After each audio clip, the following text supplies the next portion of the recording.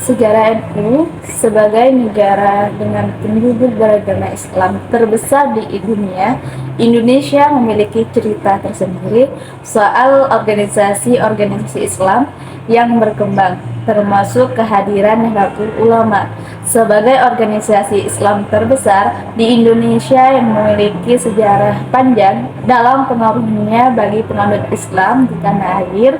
Banyaknya perbedaan ideologi dan arah politik dalam agama Indonesia menjadi tanda munculnya sejarah NU yang lahir pada tanggal 31 Januari 1926 atas nama kaum tradisionalis dalam menanggapi fenomena yang ada di dalam dan di luar negeri, khususnya di dunia Islam. Pengertian Nahdlatul Ulama. Inilah jawaban untuk umat Islam atas fenomena yang terjadi di dunia Islam dan di Indonesia akan terpartisipasi dan memperkuat peringkat rekonstruksi nasional. Nama Nahdlatul Ulama berdasar dari bahasa Arab, yakni Nahdlatul yang artinya berdiri atau bergerak. Nama Nahdlatul Ulama menyesatkan ulama kuno. Nahdlatul Ulama adalah organisasi kemasyarakatan dan keagamaan dengan simbol-simbol yang menjelaskan tujuan dasar dan cita-cita keberadaan suatu organisasi. Lambang Nahdlatul Ulama diciptakan oleh Kiai Haji Ridwan Abdullah setelah proses kontemplasi dan hasil doa istikharah sebagai pemimpin Allah Subhanahu wa Ta'ala. Menurut Abu Muhammad Zahra, Islam memiliki dua bentuk utama, yaitu praktis dan teoritis. Perbedaan tersebut justru terlihat pada kelompok-kelompok seperti Ali bin Abi Thalib, Hawaris, dan Muawiyah. Bentuk keberatan kedua bersifat teoritis ilmiah seperti dalam kausus akidah dan usul fikih. Ahlus Sunnah wal Jamaah sebagai salah satu alternatif Islam tentunya memiliki nuansa politik dan sangat kental pada saat kelahirannya. Namun, dalam perkembangan wacananya juga menambah bidang-bidang seperti akidah, hukum Islam, tasawuf, dan politis. Untuk ideologi Ahlus Sunnah wal Jamaah lahir karena alasan yang sangat mendasar. Kekuatan penguasa kolonial Belanda untuk menghancurkan potensi Islam telah menimbulkan rasa tanggung jawab di kalangan ulama untuk menjaga kemurnian dan keutuhan ajaran Islam. Selain itu, ada pula rasa tanggung jawab ulama sebagai pemimpin yang memperjuangkan kemerdekaan dan dibebaskan dari belenggu penjajahan. Ulama juga memiliki rasa tanggung jawab untuk menjaga kedamaian bangsa Indonesia. Kita masuk ke dalam fase perkembangan NU. Tidak semua sejarah bangsa Indonesia dijelaskan pada fase-fase abad ke-19 hingga sekarang, yang merupakan proses pengujian dan antitesis. Misalnya, pada masa gerakan kemerdekaan, ada 3 kelompok kekuatan yang berkembang secara bersamaan. Munculnya elit baru sebagai ajaran Belanda disertai dengan 2 gerakan yang bersumber dari Islam, yakni Islam modern dan Islam tradisional. Baiklah, kita beralih kepada tujuan berdirinya NU.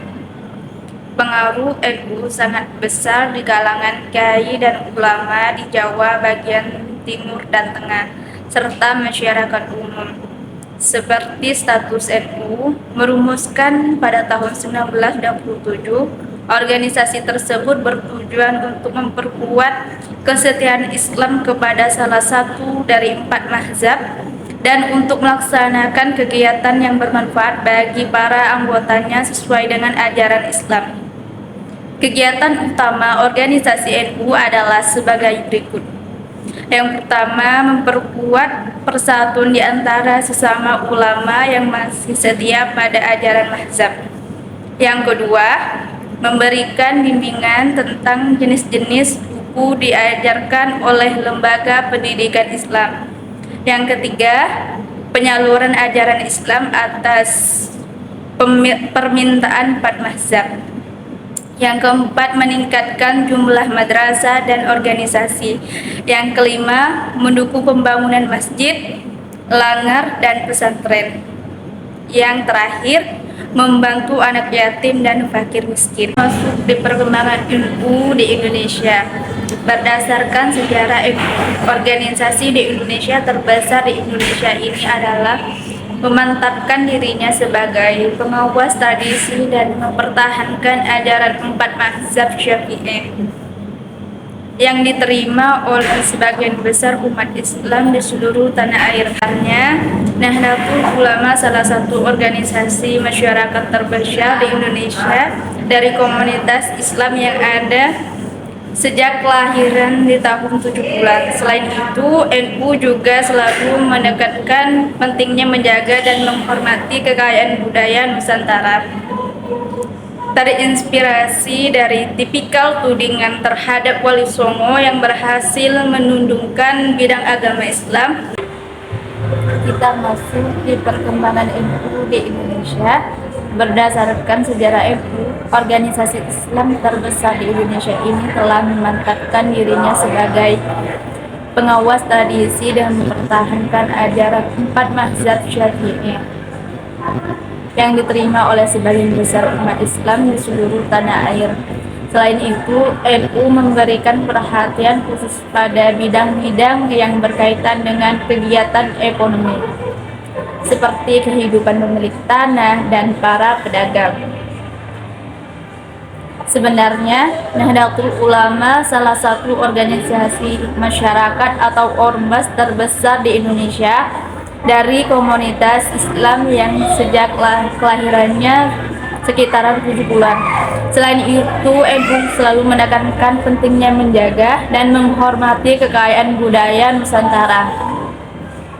Untuk menghindari pendekatan negatif, memerlukan dorongan dari dua hal yang sangat dibutuhkan dalam konteks pluralisme, yakni pertama, melekatnya identitas nasional karena mereka mengikuti jalur budaya dengan karakter pluralistik.